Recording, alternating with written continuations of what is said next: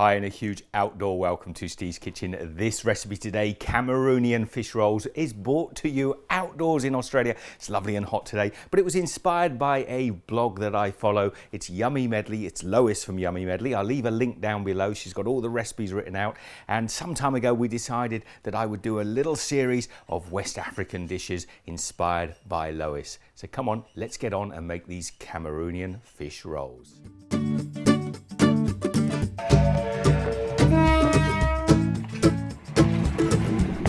Now the fish I'm going to be using is blue grenadier, which is a nice firm white fish. I've seen a lot of mackerel used, and I think you can even get away with using tinned mackerel, but I'm going to season this up now. A couple of lovely fillets of fish. We're just going to get some black pepper on there and half a teaspoon of salt.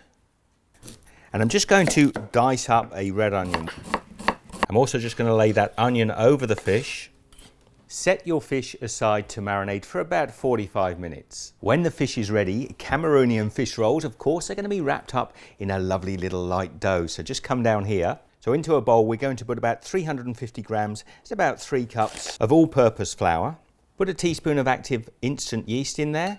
And away from the yeast, I'm just going to pop half a teaspoon of salt, 1 teaspoon of baking powder.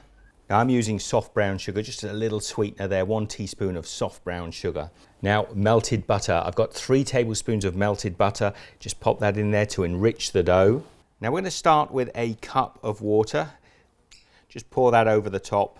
And then I'm just going to start to draw this together with a fork to start with, keep my hands a little bit clean. Now let's just take that fork off of there now and just get our hands in and start to draw this dough together. Now if you need to adjust this, you can add up to a tablespoon or so, but just look at the texture of my dough. I'm going to be kneading this in a bowl. I haven't got a countertop that I can knead this in, but you should probably bring this out onto your counter and you're just going to knead it together to get a nice smooth texture. It should take only a few minutes. Now get a nice even texture in your dough like that. We're going to pop that down, cover it over, and pop this aside in a warm area until it's doubled in size. Now on a pan here, I've got a little bit of water, which I'm going to use to steam this fish. So the steam's going to come up through those holes and cook our fish. I put a little bit of paper in there. So we're just going to lift that fish now. And I just gently want to lay that down, add my onions on top. We're going to cover that over and just let it steam for about 10 minutes. Now after 10 minutes, the fish should be beautiful and tender. I'm just going to lift this over here. And I'm just going to lift this fish out. And now it should, you see it's breaking apart. We're just going to pop it into a bowl. Now that's what I want to see. It's still moist, but it's crumbling to pieces. Now I'm just going to get a fork and I'm just going to smash this up. Now we're mashing this nice and fine, and at this point you can actually taste this, and if it's not seasoned enough, you can add a little extra seasoning in there. That's delicious. Now we need this to cool down a little bit before we get on to the next stage. Let's just uncover our dough. You can see it's risen nicely. There's lots of air in there. I'm just going to knock it down. Shouldn't be too sticky at this point. What we want to do is just divide this up into small pieces. Actually, I'm going to take a piece about the size of a golf ball like that.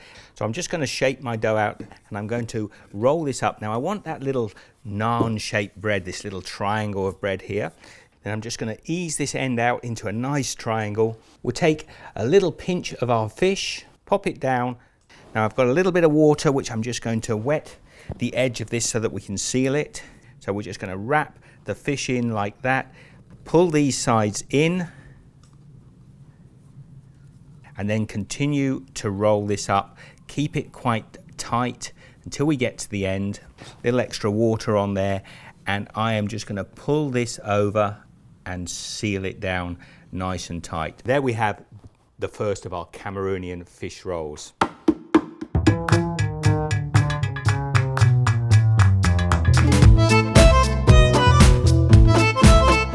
Now over here I've got a pan of oil, maybe about an inch or so deep. I'm going to take a little bit of dough and it's sizzling away. That's the sort of temperature I'm looking for. Be a little bit careful.